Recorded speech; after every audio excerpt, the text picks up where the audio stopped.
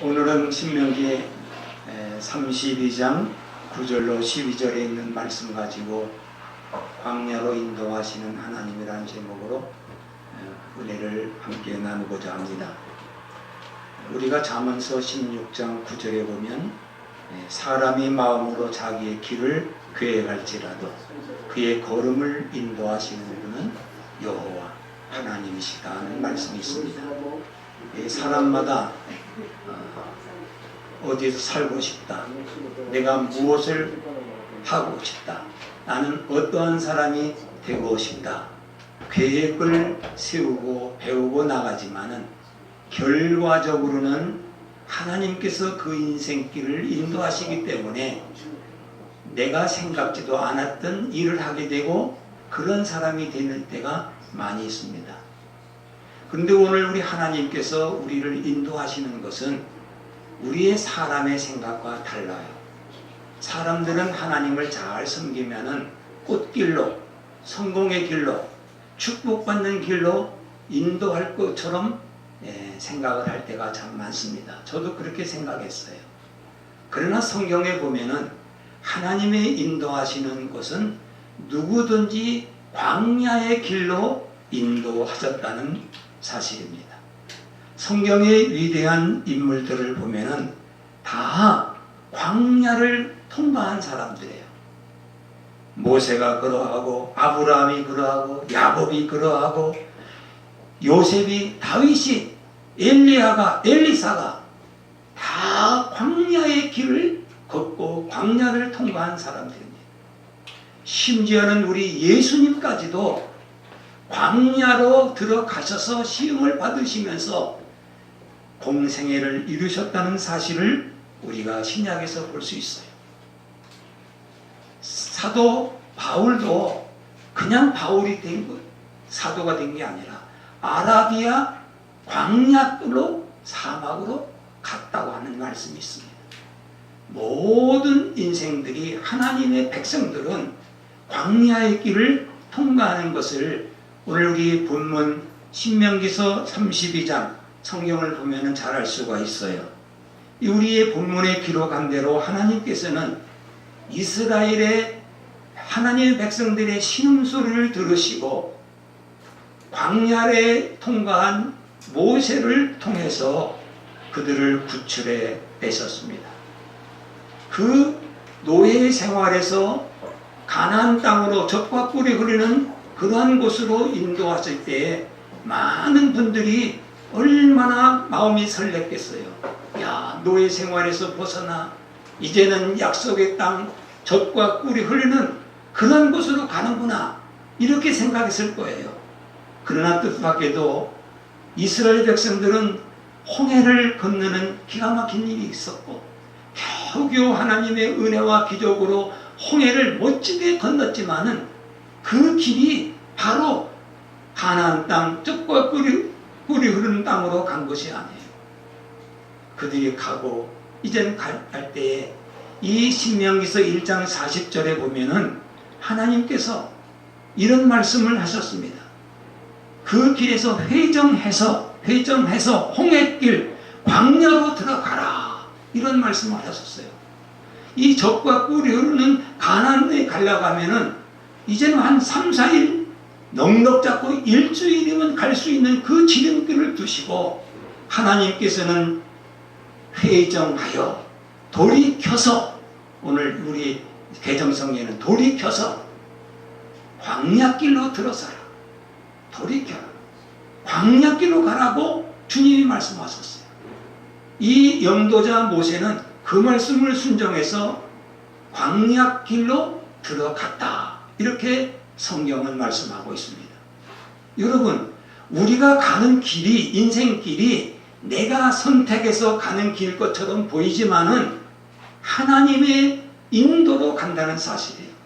특별히 구원받는 길은 우리 다원주의자들이 말하는 대로 내 생각대로 그냥 착하게 살아서 공자를 섬기든 석가모니를 섬기든 모하мет을 섬기든 잘 섬기면서 이 착한 일을 하면 결과적으로는 좋은 곳으로 가는 게 아니냐, 이렇게 생각하지만 성경은 그렇게 얘기하지 않습니다.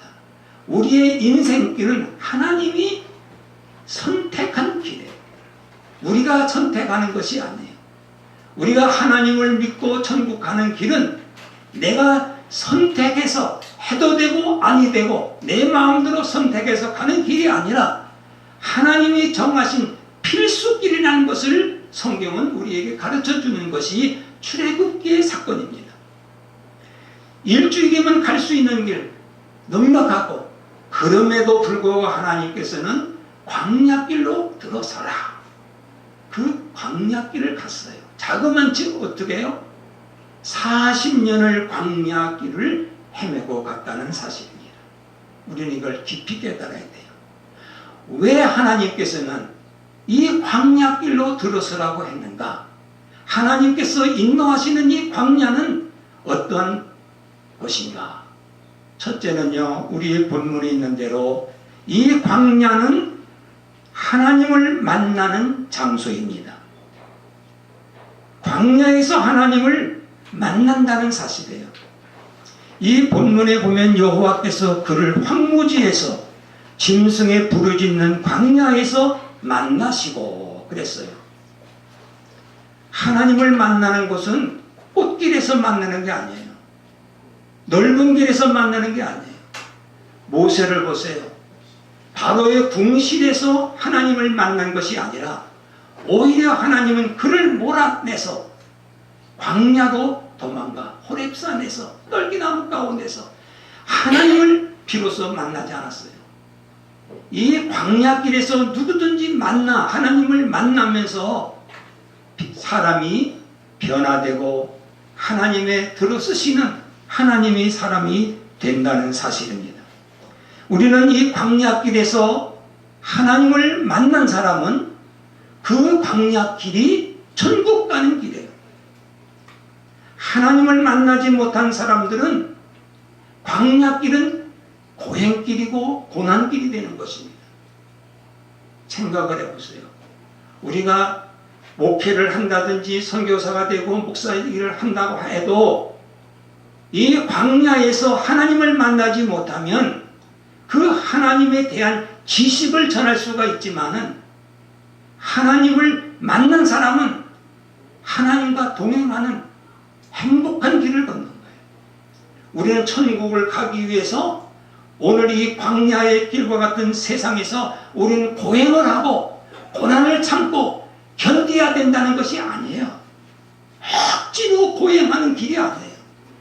하나님을 만나지 못한 사람들은 그것이 고난의 길이라고 생각할 수 있지만 하나님을 만난 사람은 하나님과 가는 그 길이 바로 천국길입니다. 천국길.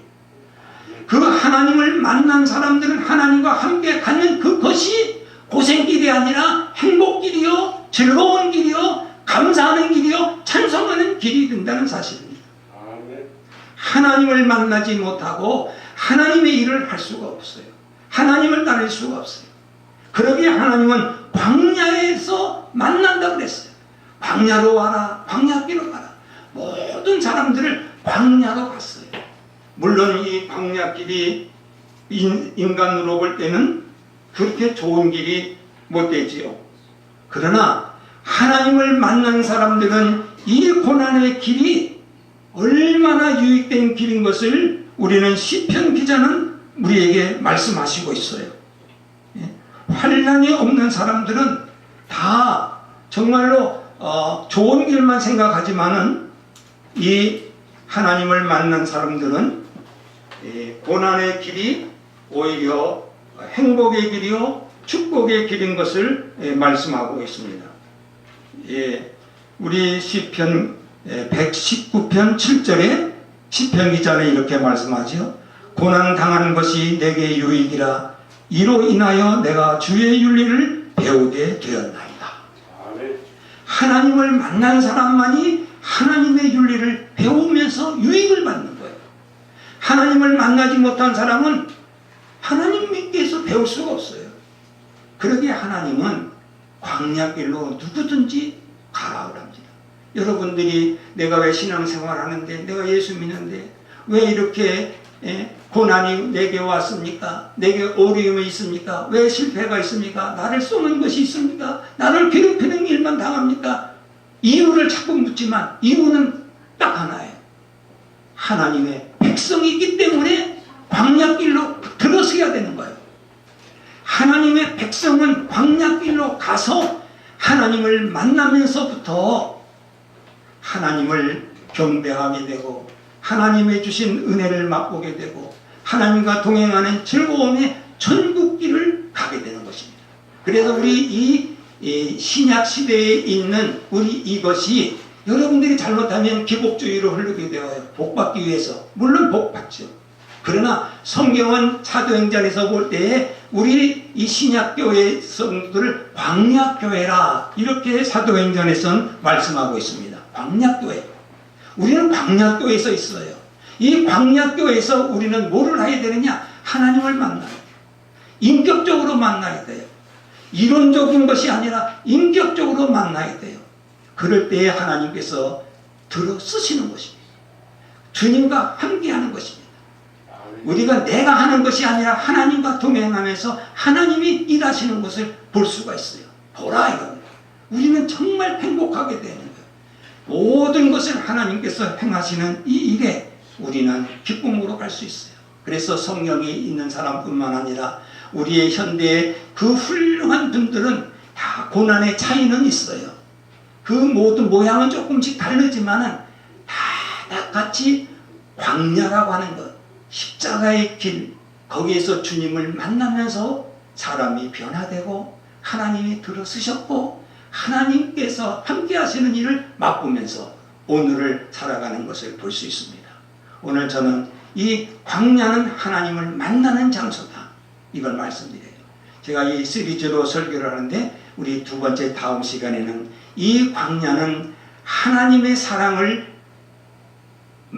맛보는, 체험하는 장소인 것을 말씀드리게 하겠어요. 그리고 세 번째에서는 이 광야는 하나님이 훈련하는 장소이다. 기대하시고 은혜를 받으시기를 부탁드립니다. 아멘.